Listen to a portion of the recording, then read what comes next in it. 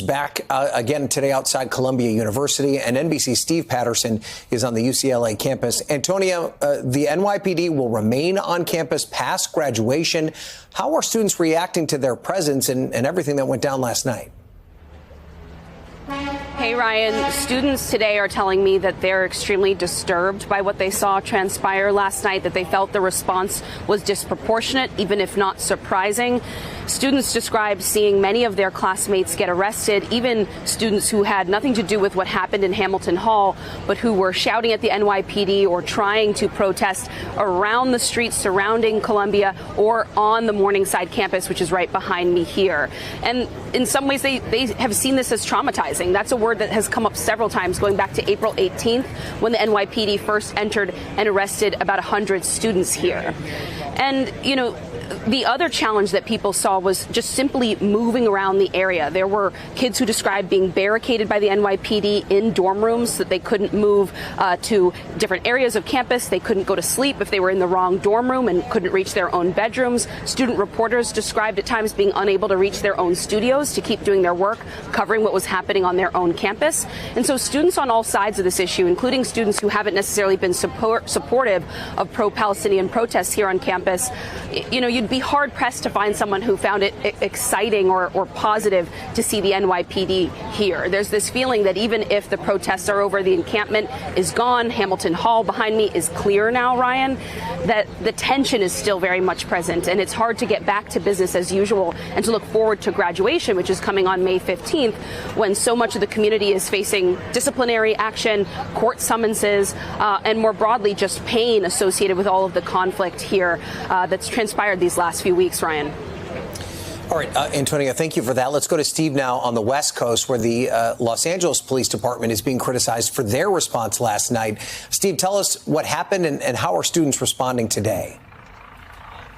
Ryan, I think there's this lingering residue, equal parts anger and anxiety from students and from protesters who remain here on campus. This encampment is right behind me. This is exactly where we probably saw the worst violence that we have seen since this encampment has been on campus. And some of that anger and some of that anxiety has to do with the response, with police showing up when they did and dividing the protesters and the counter-protesters when they did. This all started, what you're seeing on screen, at about 11 o'clock last night. This came in from a student who gave some video to us as well.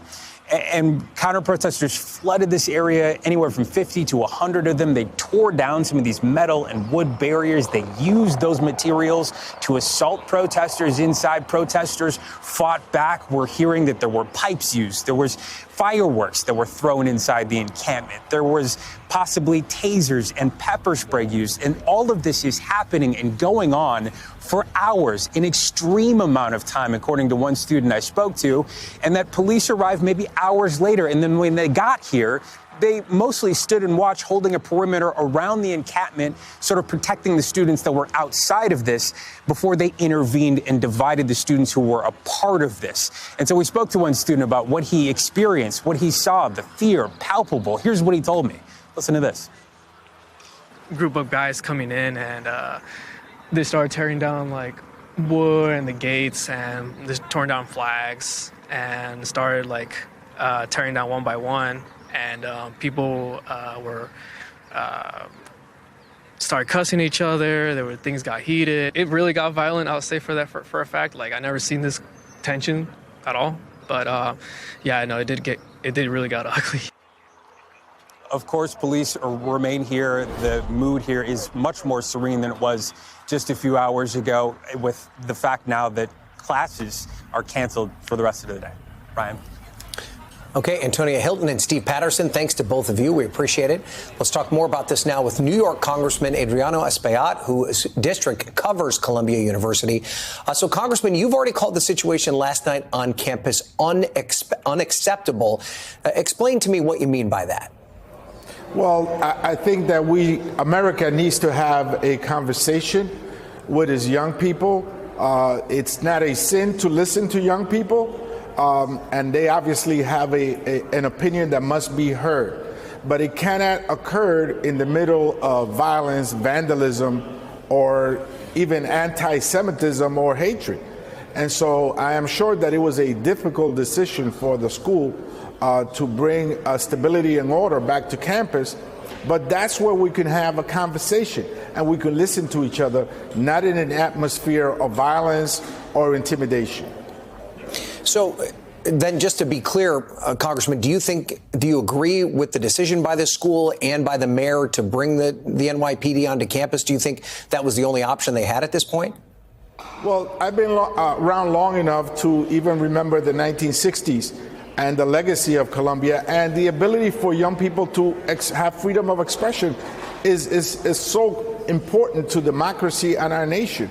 But if you're creating an atmosphere of intimidation and other students feel threatened and there is violence and there is vandalism, then obviously steps must be taken to ensure that everybody is safe, including the students themselves. So that I'm sure that it was a painful decision for the administration, but I'm sure that they still committed to having students have freedom of expression, which is it's so important to democracy and our nation. So to that end, Congressman, do you think that the administration should have done more to open a line of dialogue with these students before it got to the point where it got out of control? Did they make mistakes along the way to what we saw play out last night? I think there was pretty much ongoing negotiations and dialogue that were fruitless and did not lead to any conclusions. And once the takeover of Hamilton Hall occurred and the way it was done, I think it left no avenue for them but to take other actions. But I encourage for there to be an ongoing dialogue with young people. They are not just the future of America, they're the present of America, but it must be done in an atmosphere of peace. Anti-Semitism cannot be all over the campus where Jewish students feel threatened and left alone. They will never be alone, and I think that a dialogue for America with its young people, it's right on time. Okay, Congressman Adriano Espaillat, thank you so much for being here, sir. We appreciate it.